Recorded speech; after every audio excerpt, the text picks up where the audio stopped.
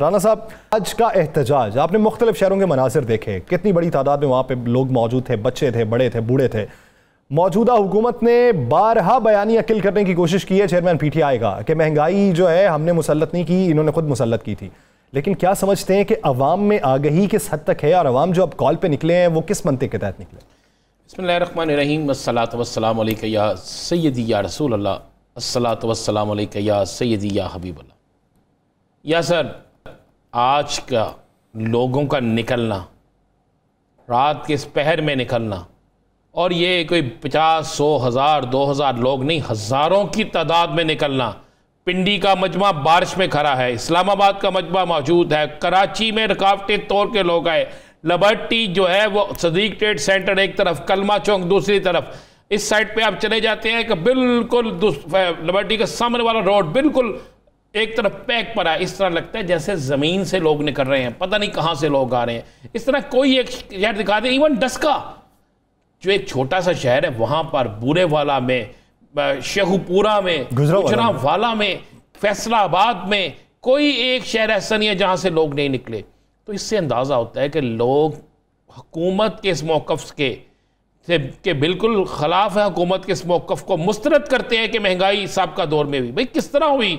देखिए, लोग अब सवाल करते हैं कि जब तक इमरान खान था तो लोड शेडिंग नहीं थी, इमरान खान चला जाता है तो फौरी लोड शेडिंग कैसे शुरू हो जाती है, फौरी पेट्रोल की कीमतें कैसे बढ़ जाती है, फौरी आटे की कीमतें कैसे बढ़ जाती है, फौरी घी की कीमतें कैसे बढ़ जाती है, फौरी तौर पर वो प्याज जो 25 से 30 रुपए किलो था 90 रुपए कहाँ तक चला जाता है। उसके बाद हर चीज पे क्या हो जाता है, डॉलर जिसको लिए कहते थे कि आएंगे, डॉलर की कीमत नीचे चले जाएगी 210 रुपए।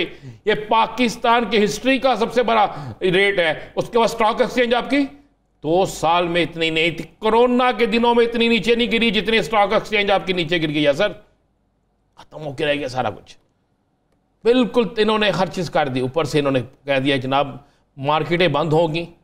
भाई ताजर जो है, मुझे एक बात बताइए, सख्त गर्मी में कौन शख्स सुबह घर से निकलेगा? कौन निकलेगा इस सख्त गर्मी में? क्या वो लोग जो बेचारे शॉपिंग करते हैं, जितनी भी करनी होती है उन्होंने, वो इस गर्मी में निकलेंगे? उसके बाद आप 9 बजे तक यहाँ शॉप्स बंद करने का कह रहे हैं, क्या आप रात 9 बजे तक लोड शेडिंग नहीं करेंगे? लोड शेडिंग भी आपने उसी तरह करनी है, हर चीज़ उस तरह करनी है।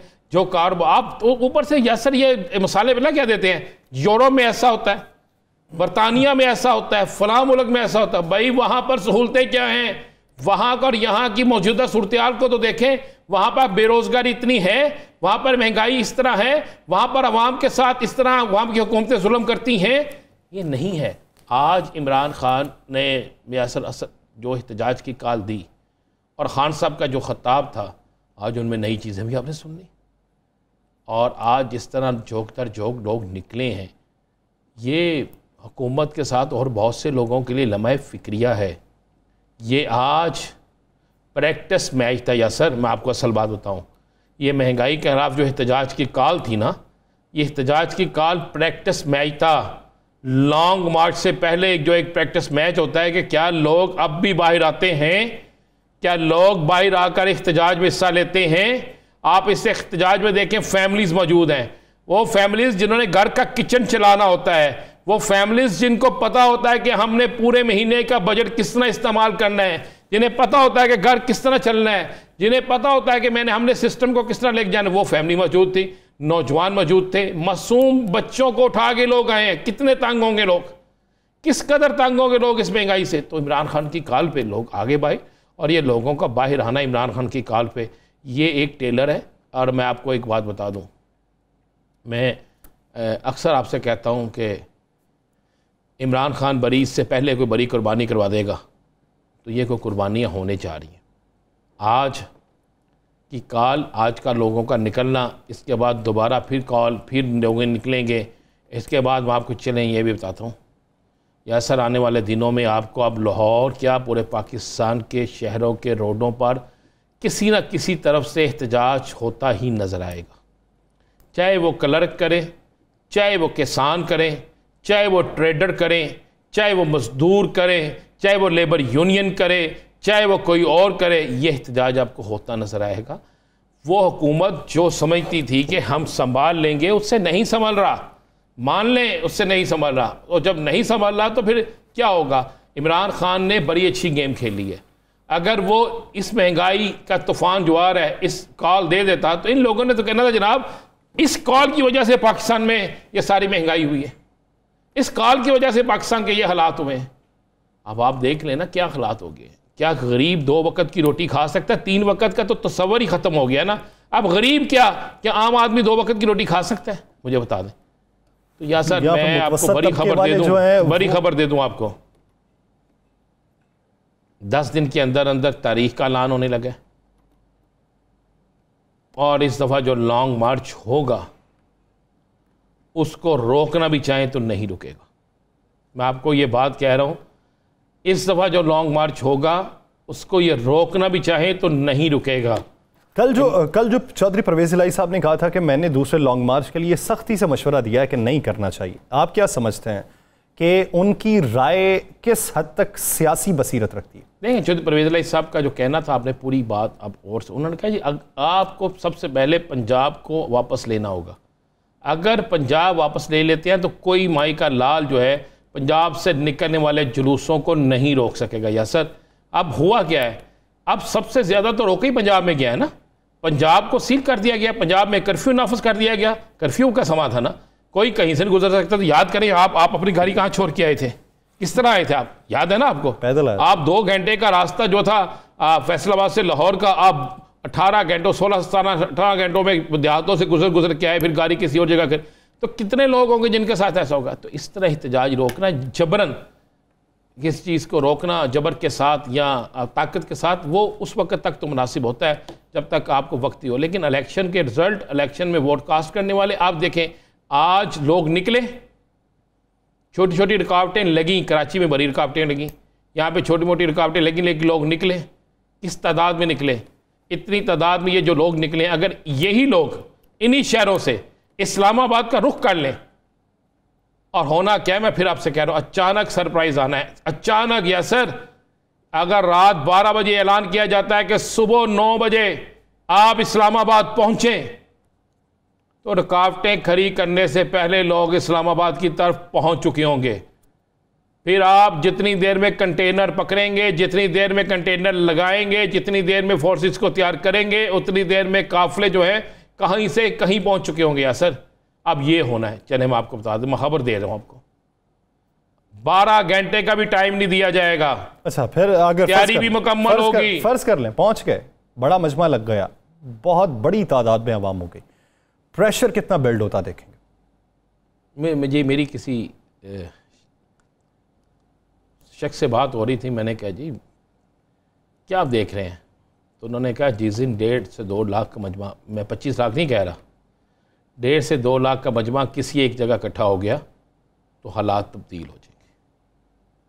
ये मैं आपको कह रहा हूँ कि उन्होंने ये नहीं कहा 20 से 25 लाख, 1.5 से 2 लाख का मजमा अगर किसी जगह इकट्ठा हो गया तो हालात तब्दील हो जाएंगे। आज मुझे बताएं, असद उमर जिस जलसे से खिताब कर रहे थे, कितने लोग होंगे? लाहौर में कितने होंगे? बाकी शहरों में आप ज़रा गौर करें ना, तो ये तादाद तो बहुत बड़ी बन जाती है। अभी तो खान ने कहा कि आपने महंगाई के ख़िलाफ़ निकलना है, अभी इसमें किसी को मुनज़्ज़म नहीं किया गया। राणा साहब, इन दोनों में फ़र्क तो है ना, एक अपने ही शहर में निकल के एहतजाज करना है और एक किसी दूसरे शहर के लिए कूच करना है, जहाँ का अंदाज़ा ये भी नहीं है कि कितनी रुकावटें हो सकती हैं, जहाँ पे अंदाज़ा ये भी नहीं है कि कितने दिन वहाँ पे स्टे करना पड़ सकता है। या सर बिल्कुल दुरुस्त कह रहे हैं आप। अब जब फैसला हो जाता है ना, जब लोग फैसला कर लेते हैं कि हमने निकलना है, तो फिर अपना शहर हो या दूसरा हो, देखें एक चीज़ ज़हन में रखिएगा, मैं लिबर्टी से होके आया हूँ, तो मैंने वहाँ पे इतनी फैमिलीज़ देखी जिसकी इंतहा कोई नहीं।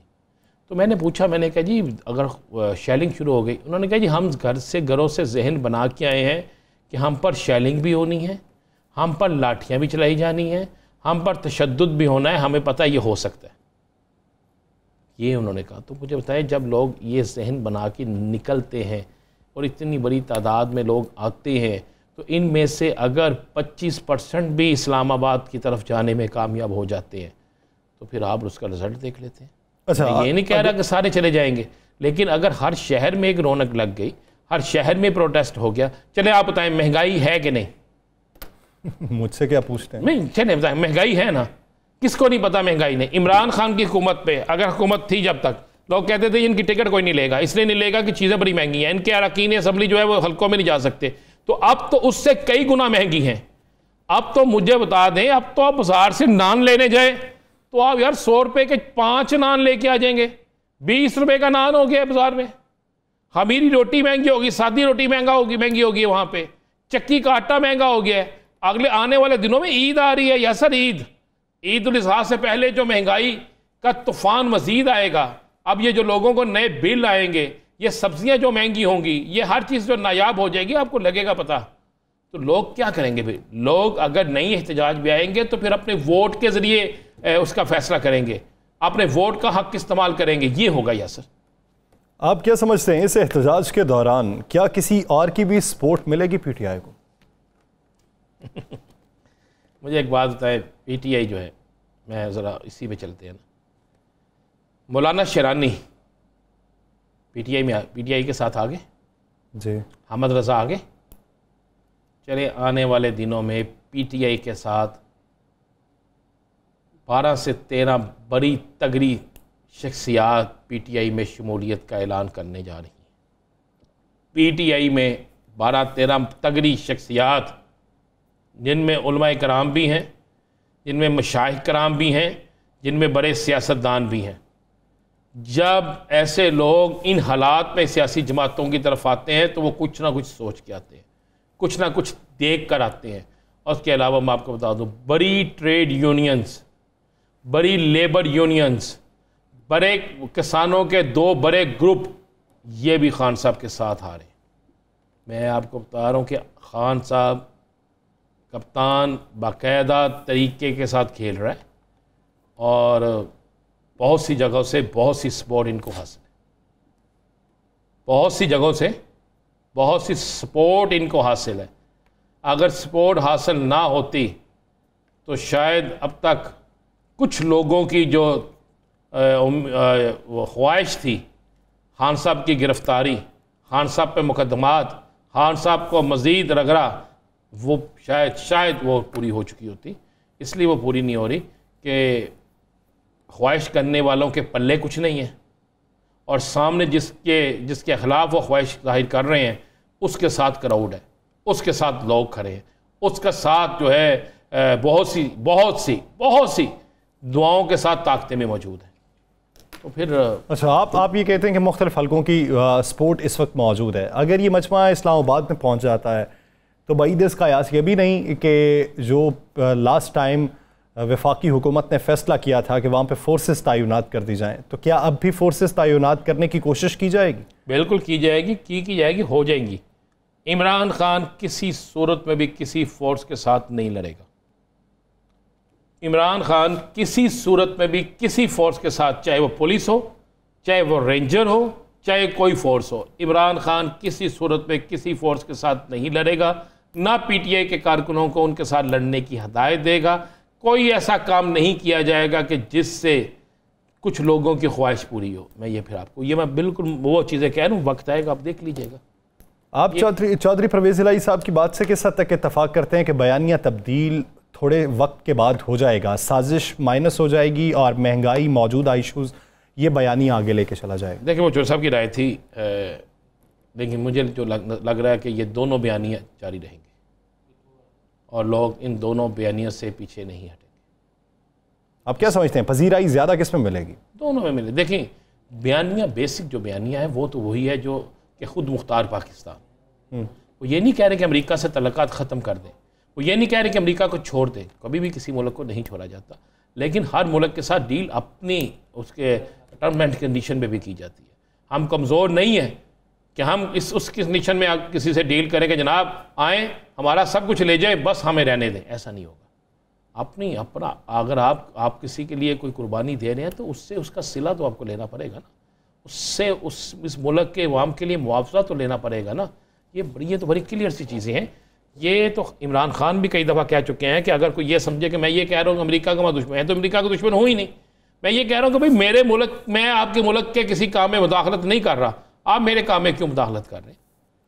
अगर अमेरिका, भारत का भी बड़ा उसका भारत के साथ तल्लुकात बड़े अच्छे हैं, रशिया के साथ भी बड़े हैं, रशिया के साथ भी अच्छे हैं, तो अगर वो एक मुल्क है, दोनों मुल्कों के साथ तल्लुकात अच्छे रख सकता है, तो हमें क्या है, हम क्यों नहीं, हम पर ऐसी पाबंदियाँ क्यों, हम पर ऐसा जुल्म क्यों, हम पर ऐसा मामला क्यों। मैं फिर कह रहा हूँ कि खान साहब को अगर कोई कहे कि फ़ौज से लड़ाई नहीं करेंगे, खान साहब को कहे कि किसी और अदारे से लड़ाई वो नहीं करेंगे, खान साहब अपनी ताकत का मुजाहरा करेंगे। आज टेलर था टेस्ट, आज आप कह सकते हैं कि वो मैच का क्या कहते हैं, मैच की प्रैक्टिस मैच था, और आज के बाद, आज प्रैक्टिस मैच देखने के बाद, आज इसके खान साहब ने जो मीटिंग इस वक्त कॉल की हुई है, इस मीटिंग में ये फैसले हो रहे हैं। फैसला वो होगा जो खान साहब करेंगे, और फैसला ये है कि खान साहब जा रहे हैं इस्लामाबाद की तरफ, मैं आपको बता रहा हूँ, और बड़े ज़ोर शोर से जा रहे हैं, और अचानक कॉल होगी, सरप्राइज़ होगा। खान साहब अभी चाहते हैं कि बहुत सी चीज़ें क्लियर हो जाएं, बहुत से और मामला लोगों के सामने आ जाए, ताकि ये मुकम्मल तौर पर ये लोग बेनकाब हो जाए।